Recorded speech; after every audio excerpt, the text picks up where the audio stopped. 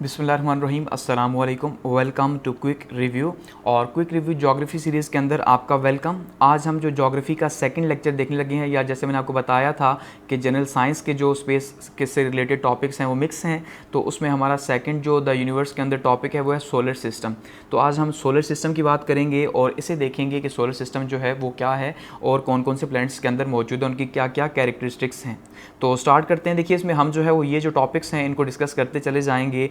सबसे पहले बात करेंगे कि ओल्ड आइडियाज़ क्या हैं सोलर सिस्टम के मुतालिक, फिर अभी जो सोलर सिस्टम है कैसे फॉर्म हुआ, फिर बात करेंगे हम जी मोशन ऑफ प्लैनेट्स की, इनर प्लैनेट्स की बात करेंगे, आउटर प्लैनेट्स की बात करेंगे, और देखेंगे जो अदर ऑब्जेक्ट्स हैं सोलर सिस्टम के अंदर, ठीक है, वो कौन कौन से हैं जो कि सोलर सिस्टम जो हमारा है उसके अंदर मुख्तलिफ जगहों पर मौजूद हैं या घूम रहे हैं। ठीक है, तो चलिए जो है वो स्टार्ट करते हैं। फिर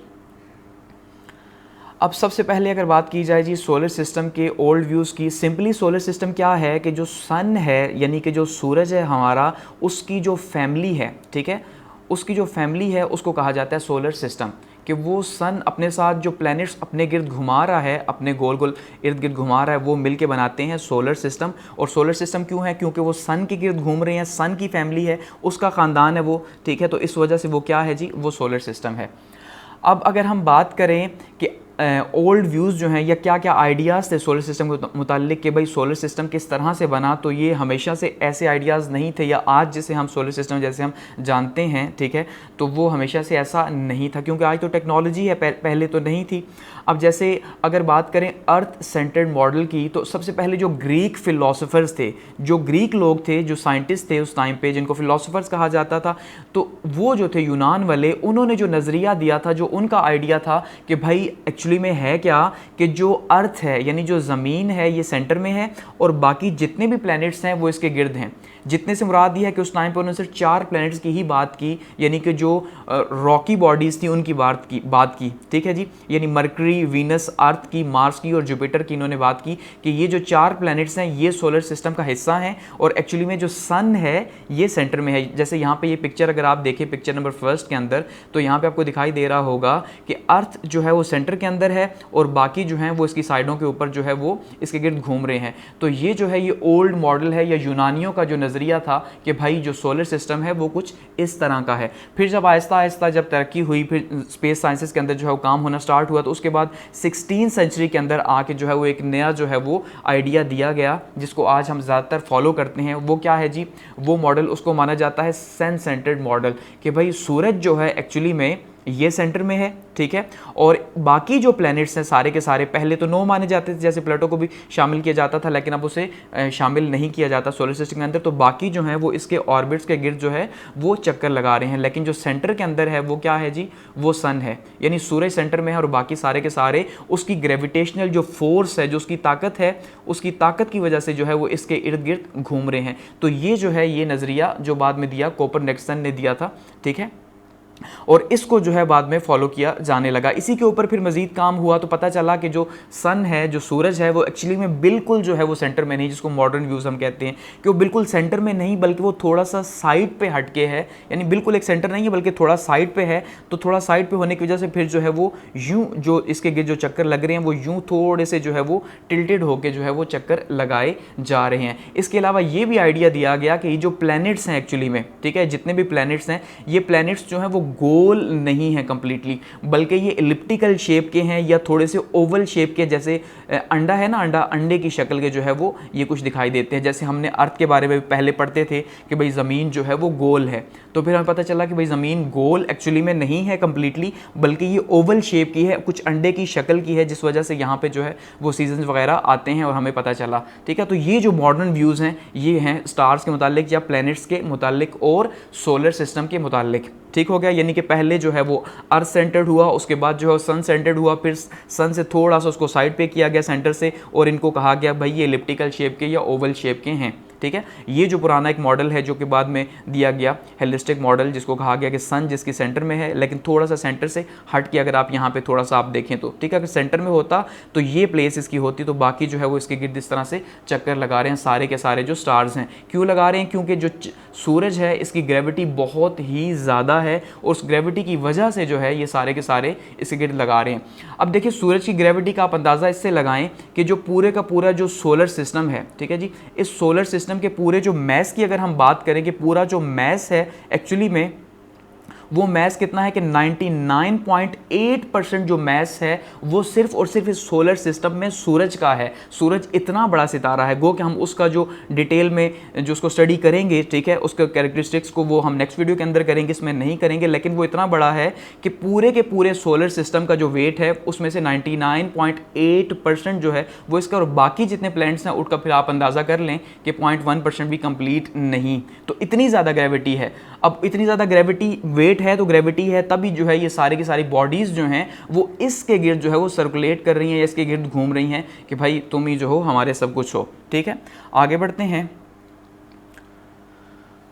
अच्छा, बात करते हैं जी सोलर सिस्टम कैसे फॉर्म हुआ। तो लास्ट टाइम हमने जो बिग बैंग थ्योरी पढ़ी थी तो उसके अंदर बिग बैंग थ्योरी के अंदर हमने डिटेल से जो है वो स्टडी किया था कि किस तरह से हमारी ये जो गैलेक्सीज़ हैं या जो स्टार्स है वो फॉर्म हुए। तो उसमें जो सबसे जो फेमस थ्योरी मानी जाती है वो है नेबुला या नेबुलर थ्योरी। ठीक है जी, कि नेबुला क्या है, हमने बात की थी कि गैस और डस्ट और आइस के जो क्लाउड्स हैं इनके मिलने से एक नेबुला बना। ठीक है, क्योंकि स्पेस के अंदर डस्ट तो बहुत ज़्यादा है। जैसे आप देखते हैं जब सन की लाइट यूँ आ रही होती है तो उसके अंदर भी आपको छोटे छोटे छोटे डस्ट पार्टिकल्स दिखाई दे रहे होते हैं, ऐसा ही है। तो वही जो डस्ट पार्टिकल्स हैं या जो गैसेज हैं, गैसेज तो बहुत ज़्यादा मौजूद हैं स्पेस के अंदर, वो गैसेज वो डस्ट पार्टिकल्स जो हैं या फिर जो आइस है, ठीक है, जो बर्फ़ है, जो जमा हुआ पानी है, एक्चुअली में उससे मिल के जो है वो नेबुला बनता है। कि वो जब एक जगह इकट्ठे होते हैं तो उसके बाद क्या होता है, उसके बाद फिशन का प्रोसेस होता है, फ्यूजन का, और उसके प्रोसेस के अंदर क्या है कि जो एटम्स हैं वो इकट्ठे होना स्टार्ट हो जाते हैं और उनसे बहुत ज़्यादा एनर्जी रिलीज होती है और उस तरह से फिर जो है वो एनर्जी की वजह से जो है वो फिर गोल गोल घूमना स्टार्ट हो जाता है। ठीक है, जब फिर वो गोल गोल घूमेगा, पहले तो स्लोली स्लोली घूमेगा, डेंस होगा अपने अंदर, और छोटे छोटे पार्टिकल्स भी उसके अंदर आपको दिखाई देंगे कि जहाँ जहाँ पे डेंसिटी ज़्यादा है उस पार्टिकल की, वहाँ वहाँ पे क्या होगा, वहाँ वहाँ पे हमें थोड़ा सा डॉट्स दिखाई देंगे।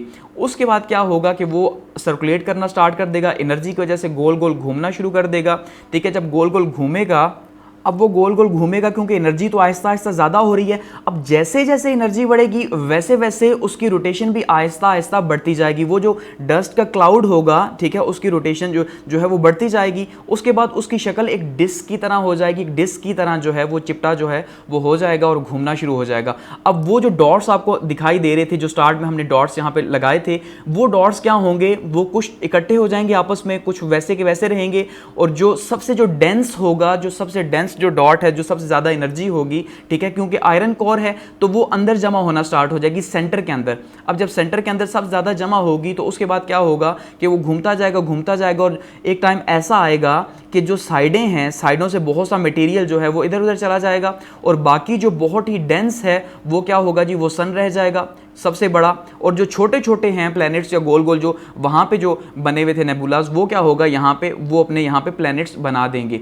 तो बिल्कुल हमारे सोलर सिस्टम के मुतालिक भी कोई ऐसा ही आइडिया जो है वो साइंटिस्ट देते हैं। ये नीचे आप पिक्चर देखिए, इस पिक्चर के अंदर कि यहाँ पे जो फर्स्ट पॉइंट है, यहाँ पे हमने क्या देखा कि एक गैस का बहुत बड़ा क्लाउड है, लेकिन इसके अंदर आपको यहाँ छोटे छोटे डॉट्स दिखाई दे रहे हैं। ये वो सारे के सारे कंपोज्ड एनर्जी है यहाँ पे। ठीक है, अब यही बाद में प्लैनेट्स बनेंगे, कुछ आपस में जुड़ जाएंगे, कुछ वैसे ही रहेंगे, कुछ एस्ट्रॉइड्स बन जाएंगे, ठीक है, यानी कुछ चट्टाने बन जाएंगे, मुख्तलिफ शेप्स होंगी। ऐसा नहीं कि सिर्फ गोल गोल प्लैनेट्स ही जो हैं वो बनेंगे। और ये जो साइडें हैं जहाँ पे लूज ग्रेविटेशनल फोर्स होगी तो ये दूर दूर बिखर जाएंगे। ठीक है, उसके बाद सेकंड के अंदर क्या होगा कि ये सेकंड के अंदर इस तरह की एक डिस्क बन जाएंगे और गोल गोल घूमना शुरू हो जाएंगे। और डिस्क एनर्जी के तौर पे जो सबसे ज़्यादा एनर्जी है, ठीक है, वो सेंटर के अंदर है ऑब्वियसली, तो यहाँ पे ग्रेविटेशनल फोर्स सबसे ज़्यादा पैदा होगी और यहाँ पे जो एनर्जी है, तो ये अंदर का जो एरिया है ये बाद में जो है वो सन बनेगा। यहाँ पे थर्ड के अंदर देखिए, और उसके बाद 4 में जो है बाकी जो छोटे छोटे जो बॉडीज़ हैं, ठीक है, वो जो कंपोज बॉडीज़ थी वो यहाँ पे प्लैनेट्स बने और यहाँ पे सन बना, और बाकी जो मटेरियल था वो साइडों पे आ गया। किसी ने एस्ट्रॉइड बेल्ट बनाया, कोई क्यूपर बेल्ट में चला गया, कोई कहाँ कहाँ किस तरह कोई घूमा। ठीक है, तो कहने का मतलब ये है कि ये जो नेबुला थ्योरी है ये क्या कहती है कि भाई इस टाइम पे हर लम्हे जो है वो गैस के क्लाउड्स मौजूद हैं, गैस और डस्ट के क्लाउड्स आसमान के अंदर और मुख्तलिफ उनके अंदर चार्जेस पैदा हो रहे हैं, इसी तरह से प्रोसेस हो रहा है, एनर्जी पैदा हो रही है, इसी तरह से वो डिस्क शेप बना रहे हैं और डिस्क की शक्ल में यूँ इसी तरह से रिवॉल्व कर रहे हैं और वहाँ पे भी नए स्टार्स जो हैं, मुसलसल नए स्टार्स जो हैं वो बन रहे हैं। ये इसी तरह से सोलर सिस्टम्स जो हैं वो क्रिएट हो रहे हैं। क्योंकि अब देखिए कोई एक सोलर सिस्टम तो है नहीं, हम ये नहीं कह सकते जैसे हमने लास्ट टाइम बिग बैंग में कहा था कि मल्टीवर्स है, तो बिल्कुल वैसे ही हमारी जो यूनिवर्स है, ठीक है जी, इस यूनिवर्स के अंदर ऐसा पॉसिबल नहीं कि सिर्फ एक सोलर सिस्टम हो।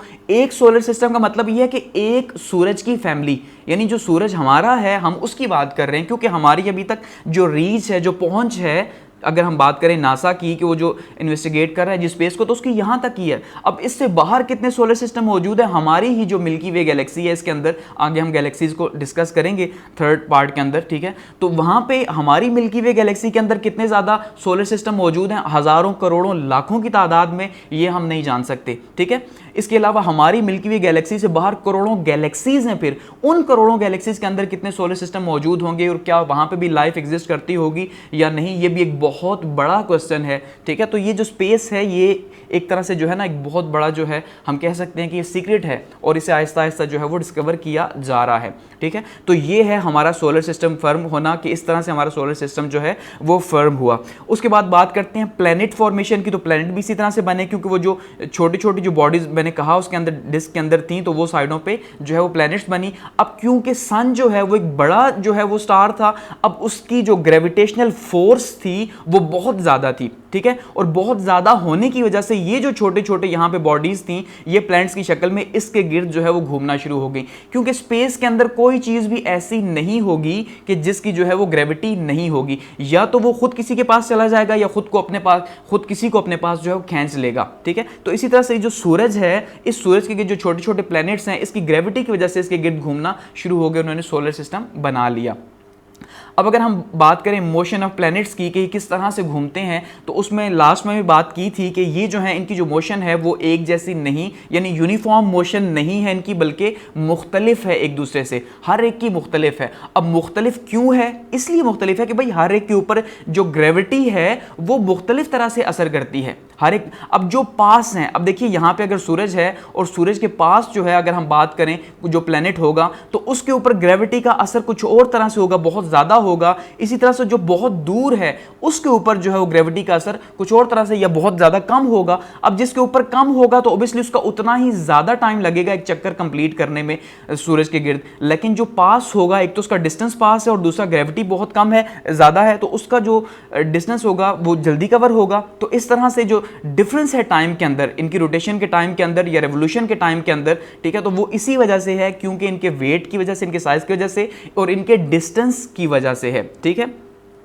अब रोटेशन वर्सेस रेवोल्यूशन ये क्या है? सबसे पहले तो ये समझें कि रोटेशन क्या है। देखिए रोटेशन क्या है, एक प्लैनेट का अपने ही एक्सिस के गिर्द घूमना, ये क्या चीज़ है जी? ये एक रोटेशन है। लेट्स सपोज ये एक प्लैनेट है और ये इसका एक्सिस है, ये इसी एक्सिस के गिर्द घूमेगा, ठीक है, तो ये क्या होगा? ये रोटेशन होगा। जैसे कि हम अगर अर्थ की बात करें तो अर्थ 24 घंटे में जो है वो एक चक्कर पूरा करता है या दिन रात जो है वो बनाता है कि भाई एक चक्कर पूरा होगा 24 घंटे के अंदर अपने गिर्द जो उसका कंप्लीट होगा, तो उसको हम क्या कहेंगे? वो उसकी रोटेशन है, इस वजह से रात दिन आ रहे हैं। और दूसरा रेवोल्यूशन है जो कि साल में कंप्लीट होगा, 365 डेज जो है वो अर्थ लेती है एक चक्कर सूरज के गिर्द जो है वो कंप्लीट करने के लिए, जिसके अंदर सीजन्स भी आते हैं, ठीक है जी। तो ये फिर इस तरह से चक्कर कंप्लीट हो गए। तो इसमें अगर हम देखें मरकरी जो सबसे पहला प्लेनेट है, तो मरकरी जो है वो 88 डेज लेता है सूरज के गिर्द घूमने के लिए और अपने गिर्द घूमने के लिए 58.8 डेज लेता है। इसी तरह वीनस की बात करें तो वो 2247 डेज लेता है, ठीक है जी।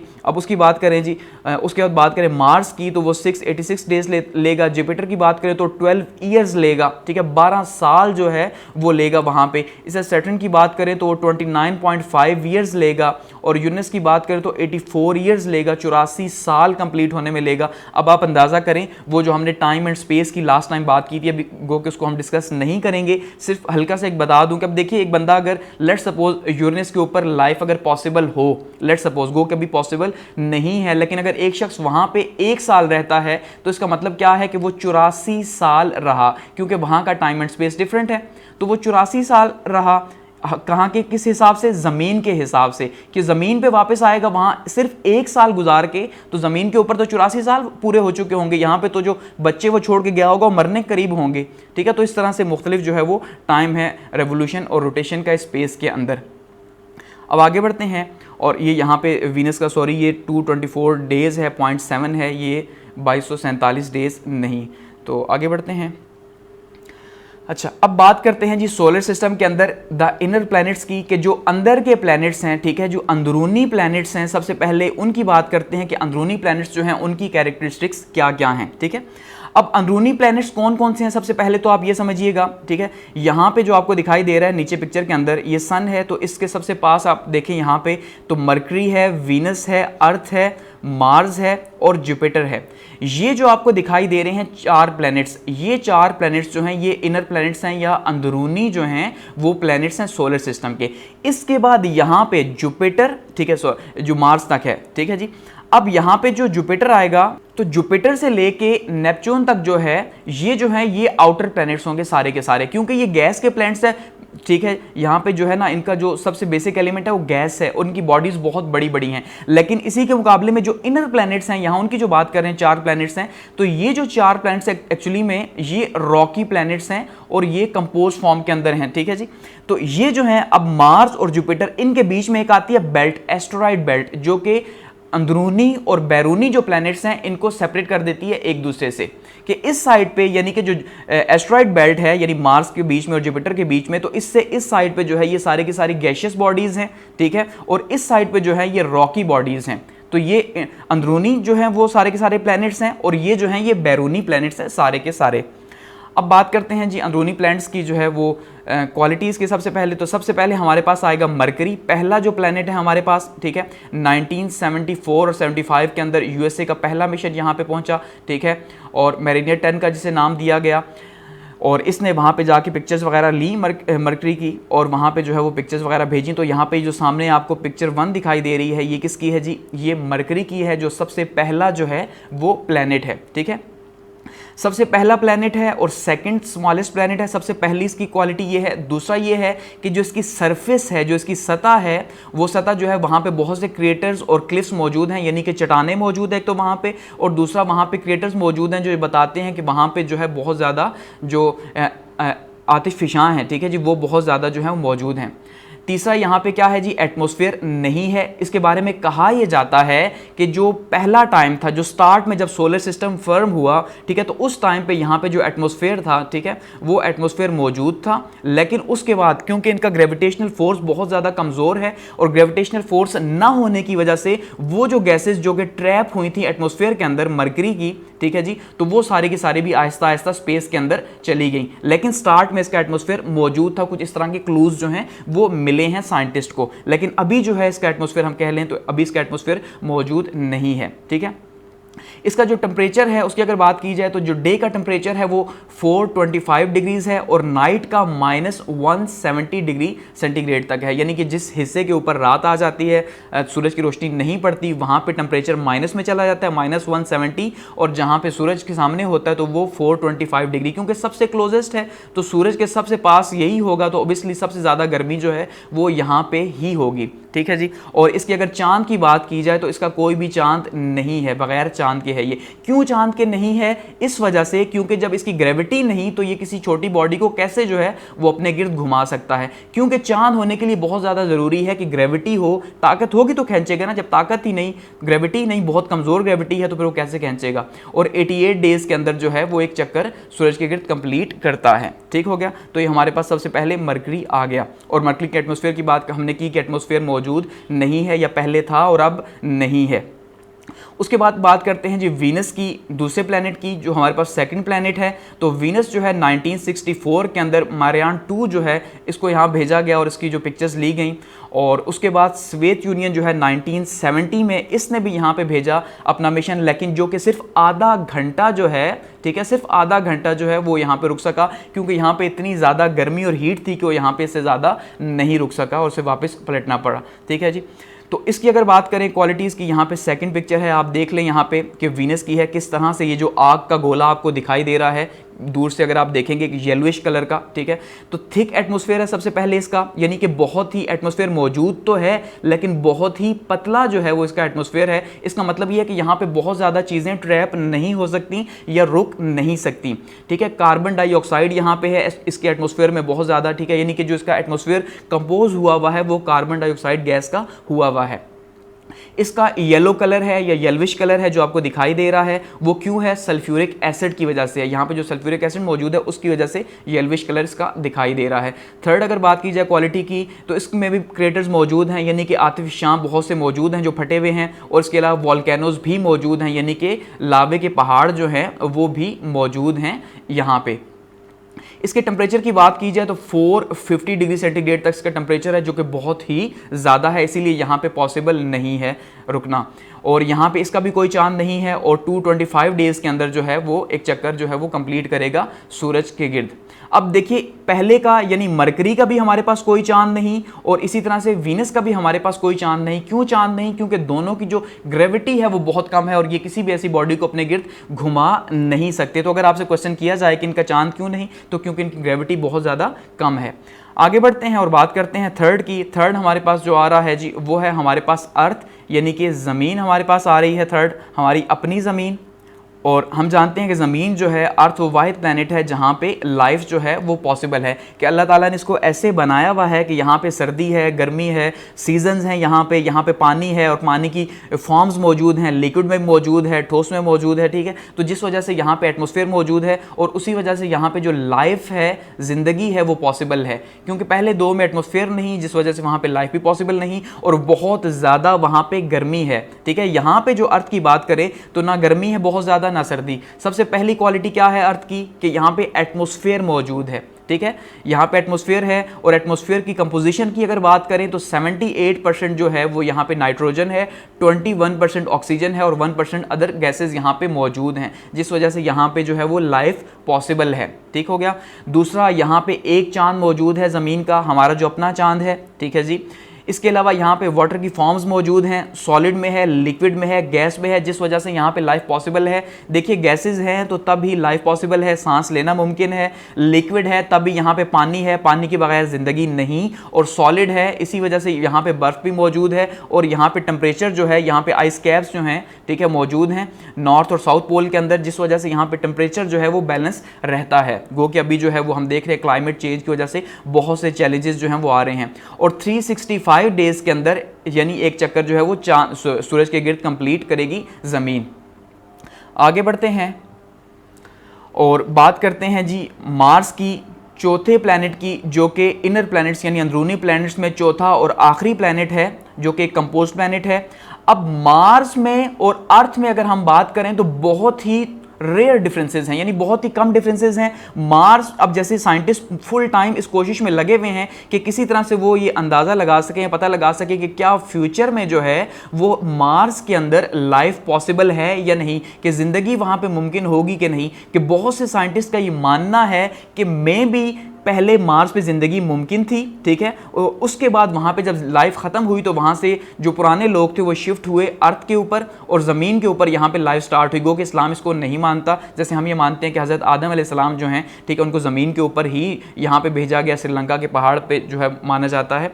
तो इसी तरह से वो ये मानते हैं कि पहले वहाँ लाइफ मौजूद थी। पर कुछ साइंटिस्ट ये मानते हैं कि वहाँ के जो अभी शवाहिद मिले हैं, वहाँ की जो पिक्चर्स ली गई हैं और वहाँ पे जो मिशंस गए हैं मार्स के ऊपर, तो ये माना जाता है कि वहाँ पे मे भी इन फ्यूचर जो है वो लाइफ जो है वो पॉसिबल हो, क्योंकि वहाँ पे तकरीबन ऐसी चीज़ें देखने को मिली हैं जो अर्थ के ऊपर हमें देखने को मिलती हैं, सिवाय इसके कि वहाँ पर पानी जो है अभी तक देखने को नहीं मिला, जिसके बारे में कहा जाता है कि भाई जो अंडरग्राउंड है वहाँ पर मे भी पॉसिबल हो, क्रस्ट के नीचे जो पहला होल है ज़मीन का, ठीक है, वहाँ पर मार्स का, उसके नीचे में भी पानी जो है वो मौजूद हो। तो अगर पानी वहाँ पे मौजूद होगा तो ये पॉसिबल है कि वहाँ पे लाइफ पॉसिबल हो सकती है। तो मार्स पे सबसे पहला जो मिशन भेजा गया वो जुलाई 20, 1976 को नासा ने भेजा, ठीक है। इसको कहा गया द वाइकिंग प्रोब्स, ठीक है जी। और मार्स के अगर एटमॉस्फेयर की बात की जाए तो एटमॉस्फेयर मार्स का मौजूद है, ठीक है। जैसे अर्थ का एटमॉस्फेयर है वैसे ही उससे कुछ थोड़ा सा डिफरेंट है, गो कि वहाँ पे एटमॉस्फेयर मौजूद है। और अगर सीजन्स की बात की जाए, जैसे अब अर्थ, यहाँ पे एटमॉस्फेयर की अगर बात करें तो जो अर्थ है ज़मीन, उसका जो एटमॉस्फेयर है वो थोड़ा मोटा एटमॉस्फेयर है जिसके अंदर गैसेस ट्रैप हुई हुई हैं। तो जो मार्स है उसका एटमॉस्फेयर थोड़ा सा पतला है जिसकी वजह से वहाँ पे गैसेस का ट्रैप होना थोड़ा सा मुश्किल है अर्थ की बनिस्बत। इसके अलावा जैसे ज़मीन के ऊपर सीजन्स आते हैं, ठीक है जी, हम कहते हैं ना सीज़न चेंज हो रहे हैं, यहाँ पे सर्दी है, गर्मी है, बहार है, ख़िज़ां है, तो बिल्कुल वैसे ही जो है वो सीजन्स हैं मार्स के ऊपर भी। उसकी वजह क्या है सीजन्स की? अर्थ के ऊपर भी सीजन्स की वजह क्या है ये हम आगे डिस्कस भी करेंगे ज्योग्राफी में जाके। तो अर्थ जो है वो माना जाता है 23.5 जो है वो डिग्री टिल्टेड है, ठीक है, यानी थोड़ी सी टेढ़ी है अर्थ। तो जो टिल्टेड है उसकी वजह से, अब ये जो बीच में मैंने लाइन लगाई है, ये लाइन एक्चुअली में किस चीज़ की है? ये इक्वेटर लाइन है जिसको हम यूं मानते हैं कि भाई ये यूं है, तो एक्चुअली में ये यूं नहीं बल्कि ये थोड़ा सा टिल्टेड है 23.5, तो जिस वजह से ये थोड़ी सी यूं दिखाई देती है। अब इसके टिल्टेड होने की वजह से ही सीजन्स आते हैं कि जब ये घूम के जाते हैं मुख्तलिफ एरिया सामने सूरज के, तो वहाँ पे फिर वहाँ पे सीजन्स का असर वहाँ पे आता है। तो बिल्कुल वैसे ही जो मार्स है वो भी टिल्टेड है 25%, ठीक है, 25 डिग्री। तो 25 डिग्री वो भी टिल्टेड है, इसका मतलब वहां पे भी सीजन्स आते हैं बिल्कुल वैसे ही। और वहां पे भी आइस कैप्स मौजूद हैं कि जो इलाके दूर हैं सूरज से वहां पे जो है वो बर्फ मौजूद है, जो पास है वहां पे बर्फ नहीं है, ठीक है। इसी तरह से वैलीज मौजूद है, तो ये क्वालिटीज मौजूद हैं। अब इसके अगर क्वालिटीज़ की बात की जाए तो इसका कलर जो देखने को मिलेगा रेडिश येलो कलर देखने को मिलेगा। और रेडिश येलो क्यों देखने को मिलेगा? क्योंकि यहाँ पे आयरन ऑक्साइड है रॉक्स के अंदर, कि जो चट्टानें हैं, ठीक है जी, उन चट्टानों में का जो कलर है वहाँ पे जो है आयरन ऑक्साइड मौजूद है, तो जिस वजह से उसके कलर को इस तरह से देखने को मिलता है कि उसका कलर इस तरह से दिखाई देता है। आइस कैप्स मौजूद हैं, यानी कि बर्फ़ के पहाड़ मौजूद हैं, ठीक है, उसके किनारों पे। अच्छा जी, जो किस शक्ल में मौजूद हैं? फ्रोजन कार्बन डाइऑक्साइड और वाटर की शक्ल में, यानी एक तो पानी वहाँ पे आइस कैप्स के अंदर मौजूद है जो बर्फ़ की पहाड़ियाँ हैं, और दूसरा वहाँ पे फ्रोजन कार्बन, जमी हुई जो कार्बन डाइऑक्साइड है, गैस है, वो भी जो है उस शक्ल में आइस कैप्स के अंदर मौजूद है। इसी तरह से वहाँ पे पानी है, पानी यानी मौजूद है वहाँ पे, लेकिन पानी का जैसे कहा गया कि अंडरग्राउंड माना जा सकता है कि पानी है, या फिर ये जो बर्फ़ की शक्ल में मौजूद है। वॉल्केनोज है वहाँ पे, आतिशफशां हैं, और वेलीज़ हैं, जैसे कि ज़मीन के अंदर जो है वो चट्टानें हैं, तो चट्टानों के बीच का जो एरिया होता है उसको वैली कहा जाता है, ठीक है, पहाड़ियाँ, सॉरी, जो पहाड़ हैं उन पहाड़ों के बीच का जो एरिया है वो वैली है। तो इसी तरह से वहाँ पर भी वैलीज़ मौजूद हैं। एटमॉस्फेयर है वहाँ पे, और एटमॉस्फेयर कार्बन डाइऑक्साइड का है ज़्यादातर। टेम्परेचर की बात करें तो 35 प्लस में और -125 डिग्री सेंटीग्रेड टेम्परेचर है यहाँ पे, क्योंकि पतला जो है उसके एटमॉस्फेयर की जो लेयर है जिस वजह से वो ट्रैप नहीं कर सकती बहुत ज़्यादा हीट को, ये सबसे बड़ा प्रॉब्लम है। इसी तरह से डस्ट स्टॉर्म्स जो है मुसलसल यहाँ पे चलते रहते हैं, ये देखने को मिला यहाँ पे कि जो धूल के जो स्टॉर्म्स है, तूफान है, वो हर टाइम पे यहाँ पे मौजूद होते हैं और चलते रहते हैं। और इसके जो चांद हैं, 2 छोटे छोटे चांद इसके मौजूद हैं, और 2 छोटे छोटे चांद जो माना जाता है कि एक जो चांद है इसका वो सबसे बड़ा इस सोलर सिस्टम के अंदर जो है वो आतिशफशां भी है। यानी जो सोलर सिस्टम है हमारा, तो इस सोलर सिस्टम में जो मार्स है, इस मार्स का जो एक चांद है वो इतना बड़ा है, ठीक है, गो कि उसके लिए छोटे हैं लेकिन वो इतना बड़ा है कि उससे बड़ा आतिशफशां सोलर सिस्टम के अंदर जो है वो मौजूद ही नहीं, ठीक है।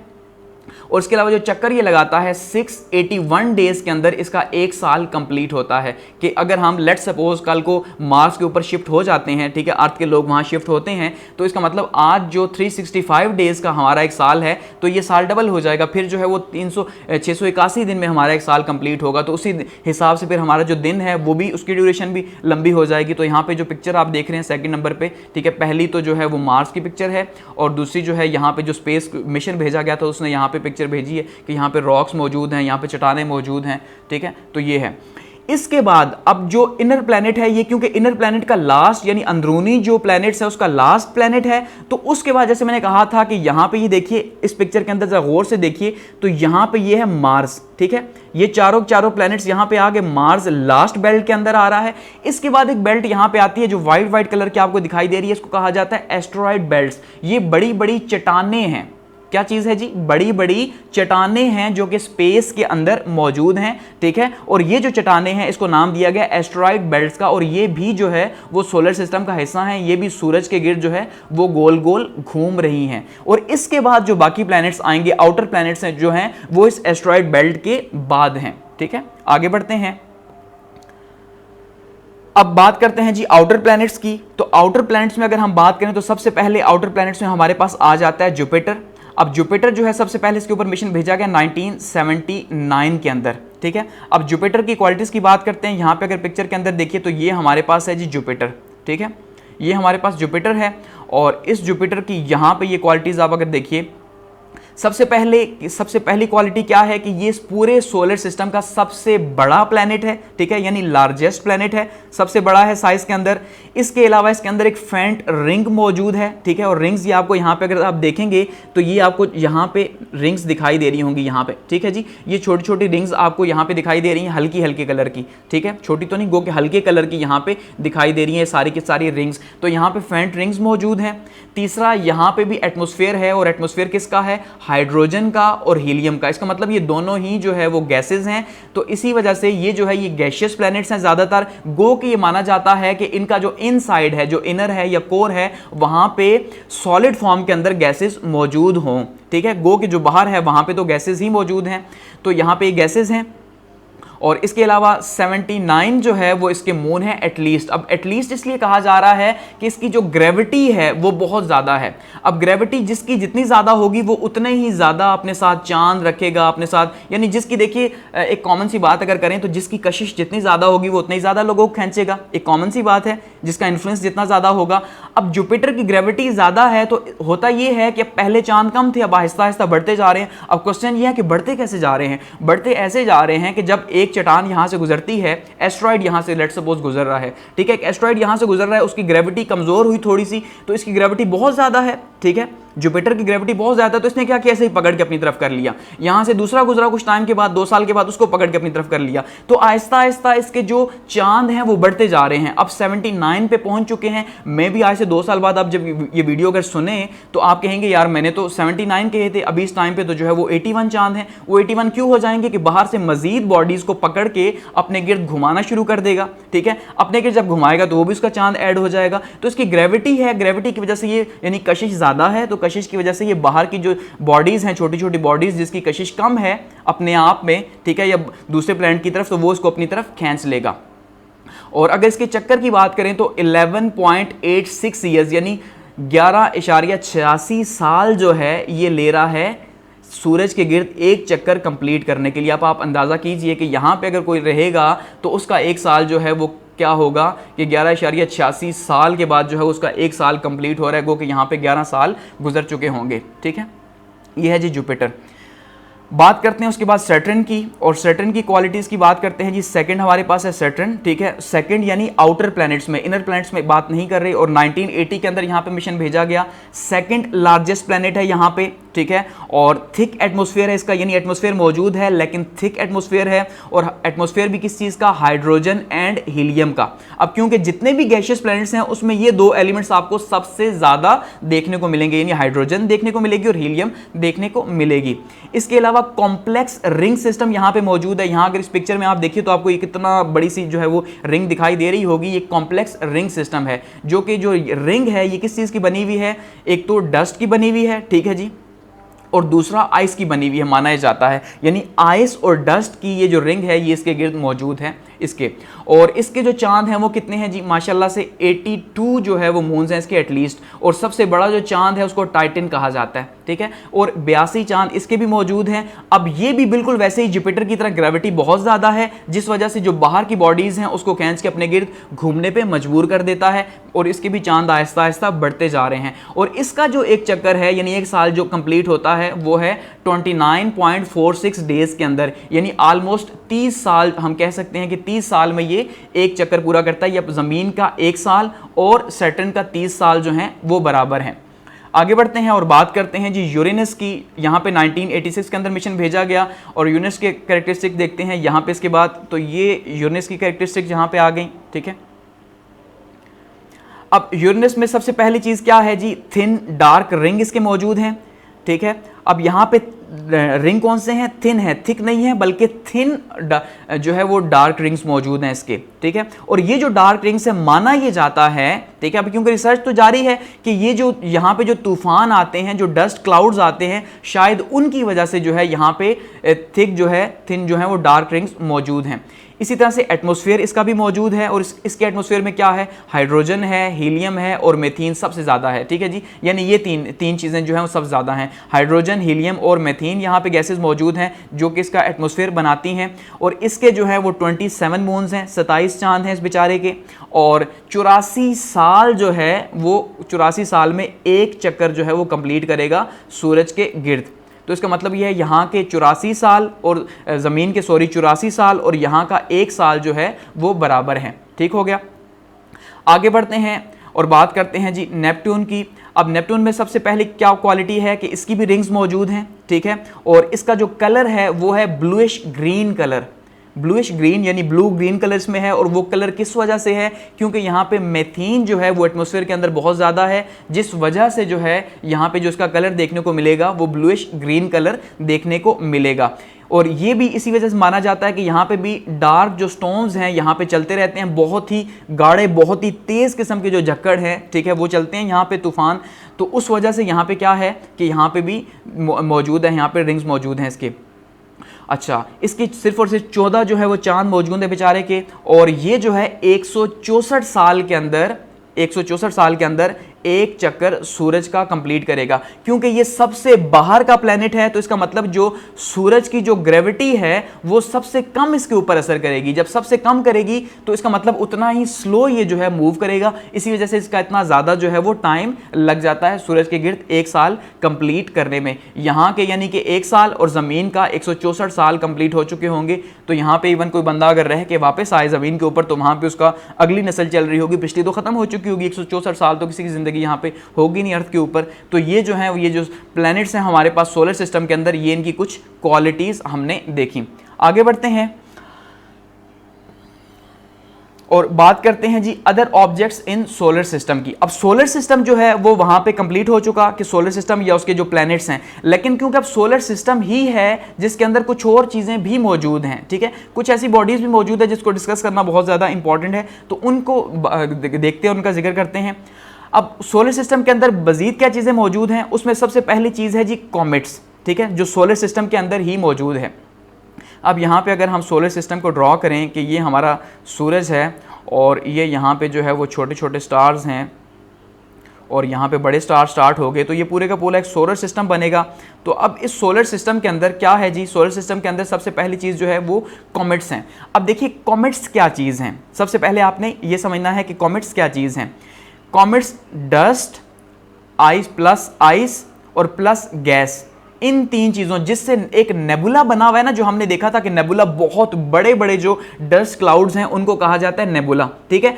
उसी नेबुला में से जो छोटे छोटे मैंने कहा था जो पार्ट जिनके ऊपर ग्रेविटी लूज होती है, जब वो डिस्क शेप में यूं घूमता है तो दूर दूर कुछ बॉडीज को फेंक देता है, और वो दूर दूर बॉडीज जो होती हैं वो भी सख्त शक्ल की होती हैं, कोई खास शेप उनकी नहीं होती, ऐसा नहीं है कि वो गोल होगी, उनकी कोई भी शेप हो सकती है, ठीक है। तो वो जो बॉडीज जो दूर दूर वो फेंकता है, जो कि जिनकी डेंसिटी काफ़ी ज़्यादा होती भी बड़ी हैं, लेकिन वो कि इतनी बड़ी नहीं होती जितना कि नेबुला होता है, तो वो क्या है, उनको हम कहते हैं जी वो कॉमेट्स हैं। क्यों? क्योंकि वो डस्ट के बने हुए हैं, आइस के बने हुए हैं और गैस के बने हुए हैं। इन 3 चीज़ों की कंपोजिशन से जो है वो कॉमेट्स बनते हैं। अब यहाँ पे कॉमेट्स जो बनते हैं तो उसमें सबसे पहले अगर यहाँ पे आप पिक्चर देखिएगा तो ये पिक्चर आपको दिखाई दे रही है, कॉमेट की पिक्चर है।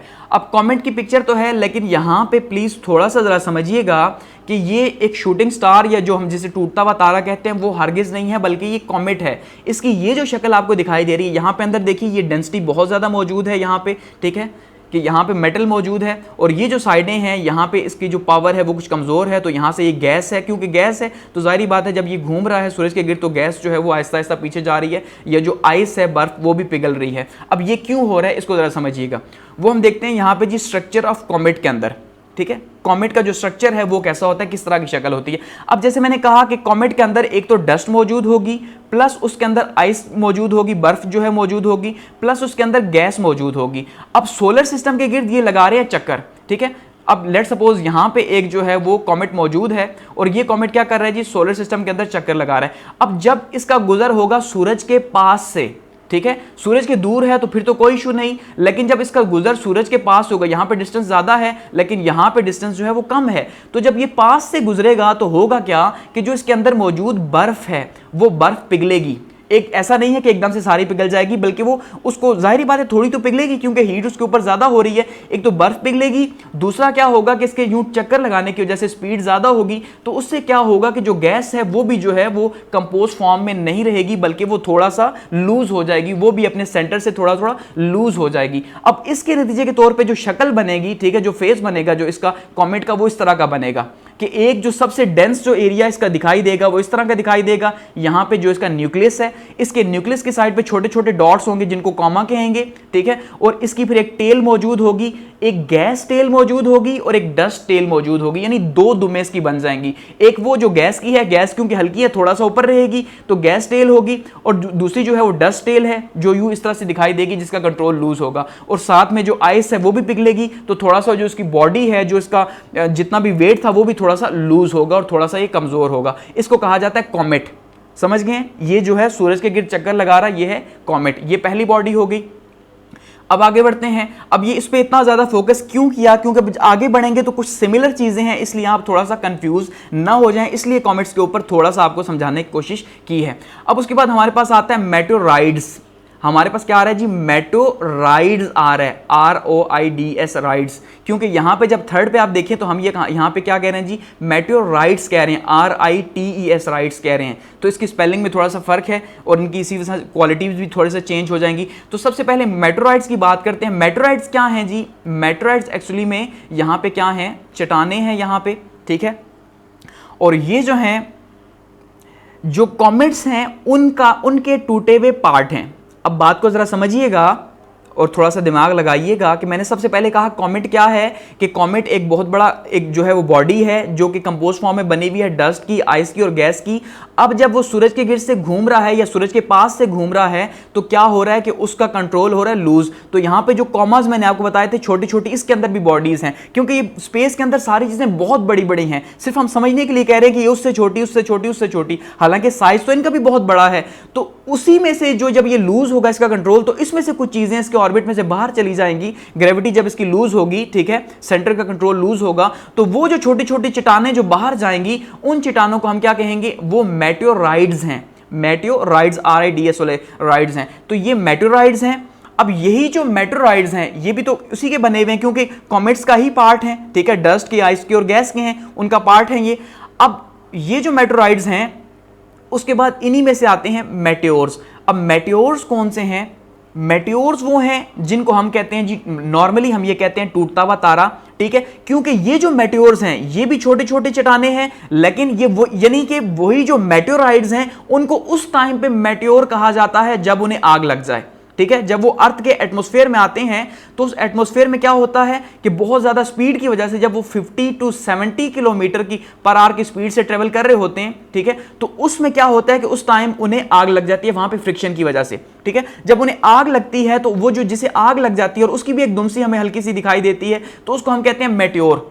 साइंस की जुबान में उसको मेटेओर कहते हैं और अपनी जुबान में हम उसको टूटता तारा भी कहेंगे कि यार ये टूटता हुआ तारा है, चलो इसे देख के दुआ मांगो। नॉर्मली या उसे ये कहा जाएगा कि भाई हम जो मानते हैं इस्लाम के अंदर कि भाई जो शैतान है वो भाग रहा है, उसके पीछे जो फरिश्ता है वो डंडा लेके भाग रहा है। नॉर्मली आपने सुना होगा, बचपन में आप ये कहानियां सुनते हैं कि वो देखो शैतान भागा, उसके पीछे जो है वो फरिश्ता डंडा लेके भागा, तो बहुत ही तेज से भागेगा। अब ये पता कैसे चलेगा कि कॉमेट्स कौन से हैं और ये जो मेटेओर हैं, मेटेओर्स कौन से हैं? देखिए मैंने इसीलिए कॉमेट्स के ऊपर बहुत ज्यादा प्रेशर किया था कि कॉमेट्स बहुत दूर आपको दिखाई देंगे, आसमान के ऊपर शायद आपको इस तरह की कोई बॉडी दिखाई दे, आपको खुद इनका जो डिस्टेंस है, जो फासला है, ठीक है जी, वो फासला दिखाई देगा कि जमीन से इनका फासला बहुत ज्यादा है। लेकिन जो कॉमेट्स हैं ये आप जब भी देखेंगे तो आप देखेंगे आपको बहुत ही पास दिखाई देंगे, क्योंकि ये हमारे एटमॉस्फेयर के अंदर हैं। हमारे एटमॉस्फेयर के अंदर इन्हें आग लगती है और ये वहां पे जल जाते हैं, ठीक है, तो वो वहां पे इनका फासला कम होता है। वहां पे आपको जब दिखाई देगा तो आपको नजर आएगा यार ये तो मेरे बिल्कुल सर के ऊपर ही था। तो वो जो आपको दिखाई देगा और महसूस होगा कि सर के ऊपर ही था, तो उसका फासला कम होगा, ठीक है। तो वो जो फासला कम है तो उनको हम कहते हैं जी कॉमेट्स। हैं वो मेटेओराइड्स ही, लेकिन वो अर्थ के एटमॉस्फेयर के अंदर आ गए और उन्हें आग लग गई तो वो मेटेओर्स हो गए, ठीक है वही। थर्ड पे हमारे पास आता है मेटेओराइट्स। अब यही जो मेटेओराइट्स हैं जो अर्थ के एटमॉस्फेयर में आ चुके हैं, अब इनको आग लगी, कुछ तो बिल्कुल खत्म हो गए, लेकिन कुछ ऐसे हैं, बहुत ही रेयर केसेस के अंदर कुछ ऐसे होते हैं कि जो कंप्लीटली नहीं जलते, बल्कि उनका कुछ पार्ट जो है वो बच जाता है और वो आके गिरता है जमीन के ऊपर। जब वो जमीन के ऊपर आके गिरेगा या जमीन पे पहुंचेगा वही मेटेओर, तो उसको हम कहेंगे मेटेओराइट। ठीक हो गया। और मेटेओराइट हंटिंग एक बहुत बड़ा जो है वो एक काम भी है, खास करके अफ्रीका के अंदर जो है लोग मेटेओराइट दिन को घूमते रहते हैं कि यार कहीं मेटेओराइट कोई मिले, क्योंकि वो सारे का सारा मेटल्स उसके अंदर होती है, बहुत कीमती धातें होती हैं, तो वो जो है फिर वो बेचते हैं उसे और बहुत ज़्यादा जो है उसकी कीमत वसूल करते हैं, क्योंकि बहुत बड़ी बड़ी चट्टानें हैं जो ज़मीन के ऊपर आके लगती हैं। अब एक बार फिर इसको समझिए ज़रा, आपको ज़रा क्लियर हो जाए कि सबसे पहले हमारे पास आता है कॉमेट। लेट्स सपोज ये एक बहुत बड़ी सी बॉडी है, ये है कॉमेट की, ठीक है। अब इसकी टेल वगैरह की बात नहीं करते, वो आपको समझा चुका हूं। अब ये कॉमेट है, एक बहुत बड़ी चट्टान, इसको सपोज कर लेते हैं कि ये क्या है जी, ये चट्टान है बहुत बड़ी। अब यही कॉमेट जो है, ये कॉमेट जब हमारे जो एटमॉस्फेयर है उसके अंदर होगा, जरा बात को समझ मेरी, ठीक है। तो यहां पे जब मौजूद होगा और इसी के छोटे छोटे टुकड़े हो जाएंगे, जो कुछ पार्ट्स में टूट जाएगा वो, तो ये जो छोटे छोटे पार्ट्स हैं, इसको थोड़ा बड़ा कर देते हैं, तो ये जो छोटे छोटे पार्ट्स में टूट जाएगा, इसको हम कहेंगे मेटेओराइट्स। कि ये क्या चीज है जी, ये मेटेओराइट्स हैं। ये पहला क्या है, कॉमेट है, इसी के जो पार्ट टूटे हैं उनको हमने कह दिया वो क्या है, वो मेटेओराइट्स हैं। और इसी का फिर ये जो मेटेओराइट है, हमने कहा जब ये अर्थ के एटमॉस्फेयर के अंदर आया तो एटमॉस्फेयर के अंदर इसे आग लग गई, जब इसे आग लगी तो इसको हमने कह दिया शूटिंग स्टार, या हम इसे फिर क्या कह रहे हैं जी कि ये मेटेओराइट है, मेटेओर्स हैं, सॉरी क्या चीज है, मेटेओर्स हैं। इन्हीं में से जो जमीन के ऊपर पहुंच जाएंगे, अर्थ के ऊपर पहुंचेंगे, तो उनको हम क्या कहेंगे कि वो मेटेओराइट्स हैं, टी वाले, METORITES मेटेओराइट्स हैं। ठीक हो गया कि वे मेटेओराइट्स हैं एक ही चीज, लेकिन वो आहिस्ता आहिस्ता अपनी शेप जो है वो चेंज कर रहे हैं, जिस वजह से उनके नाम में जो है वो डिफरेंस आ रहा है। यानी एक बड़ी चट्टान है, अब उसको तोड़ेंगे तो फिर वो पत्थर बन जाएगा। अब जाहिर बात है उसको पत्थर कहेंगे, उसको चट्टान तो नहीं कह सकते। चट्टान तो एक के लिए मखसूस है कि वो बड़ी है तभी चट्टान है, छोटा है तो पत्थर है, फिर उससे छोटा आ जाएगा तो उसको हम कहेंगे कंक्रीट है यार ये, ठीक है हमारे पास, तो फिर वो और छोटा जो है वो इस तरह से आ जाएगा। तो ये इनकी जो है वो क्लासिफिकेशन ऐसे आएगी। उसके बाद हमारे पास अगर सोलर सिस्टम में बात करें तो हमारे पास आता है जी एस्टेरॉइड। एस्टेरॉइड पीछे मैं बात कर चुका हूं कि मार्स और जुपिटर के बीच में जो बेल्ट है उसको कहा जाता है एस्टेरॉइड, जो कि चट्टाने हैं, जो कि कंपोज्ड चट्टाने हैं, ठीक है, और पूरी की पूरी मुकम्मल तौर पे चट्टाने देखने को मिलेंगी। यहां पे अगर आप इस पिक्चर 2 के अंदर देखेंगे तो यहां पे ये पूरे का पूरा सोलर सिस्टम है, ये सूरज है और ये इसके गिर्द पूरा सोलर सिस्टम है, ठीक है। और इस सोलर सिस्टम के अंदर जो है यहाँ पे जो मार्स आएगा हमारे पास और जुपिटर आएगा, तो उसके बीच का जो बेल्ट होगा उसको हम क्या कहेंगे जी कि ये क्या है, ये हमारे पास एस्टेरॉइड है। यहाँ पे एस्टेरॉइड्स घूम रहे हैं मुसलसल, वो यहाँ से बाहर भी जा सकते हैं और भी मुख्तलिफ भी घूम रहे होते हैं। ये वो बेल्ट है जिसके ऊपर प्रेशर ज्यादा है सोलर सिस्टम का, जो आगे पीछे भी घूम रहे हैं वो भी आज़ादी में घूम रहे हैं। ऐसा नहीं कि सिर्फ फिक्स यहीं पे घूम रहे होंगे, ये दिमाग में रखिएगा, ये और भी मुख्तलिफ जगहों पर भी मौजूद है इस पूरे के पूरे सोलर सिस्टम के अंदर। उसके बाद हमारे पास एक चीज़ आती है क्यूपर बेल्ट, ठीक है। ये जो क्यूपर बेल्ट है, अब जो पूरे का पूरा सोलर सिस्टम है, प्लूटो से पहले, ठीक है, प्लूटो से पहले हमारे पास जो एक बेल्ट आता है उसको कहा जाता है क्यूपर बेल्ट। ये जो क्यूपर बेल्ट है इसके बारे में माना जाता है कि यहां पे भी जो एस्टेरॉइड्स मौजूद हैं और गैस की और खास करके जो आइस है उसकी बॉडीज मौजूद हैं, तो ये क्या है, ये क्यूपर बेल्ट है, ठीक है। और इसके बाद हमारे पास जो थर्ड पे आता है एक बेल्ट, उसको कहा जाता है ऊर्थ क्लाउड। जॉन ऊर्थ के नाम के ऊपर है ये ऊर्थ क्लाउड। ये जो ऊर्थ क्लाउड है ये क्या है कि ये जो हमारा पूरे का पूरा सोलर सिस्टम है, ये पूरी कायनात भी वैसे एक बबल की शक्ल में जो है वो बंद है, तो बिल्कुल हमारा सोलर सिस्टम भी एक बबल की शक्ल में बंद है। और इस सोलर सिस्टम की जो आखिरी लिमिट है रोशनी की, यानी कि सोलर सिस्टम की रोशनी जहां पे जाके बिल्कुल खत्म हो जाती है, तो वो जो आखिरी लिमिट है वहां पे जो बॉडीज मौजूद हैं उनको कहा गया जी ऊर्थ क्लाउड, कि वो वहां पे क्लाउड की शक्ल में दिखाई देगा। और यहां पे सबसे ज्यादा जो है वो आइस मौजूद है। क्यों आइस मौजूद है, क्योंकि इनका सूर्य से डिस्टेंस इतना ज्यादा है कि यहां पे वो बर्फ के बड़े बड़े टुकड़े मौजूद हैं और उनको जो है वो हीट ज्यादा नहीं पहुंचती, जिस वजह से वहां पे वो बर्फ की शक्ल में ही है।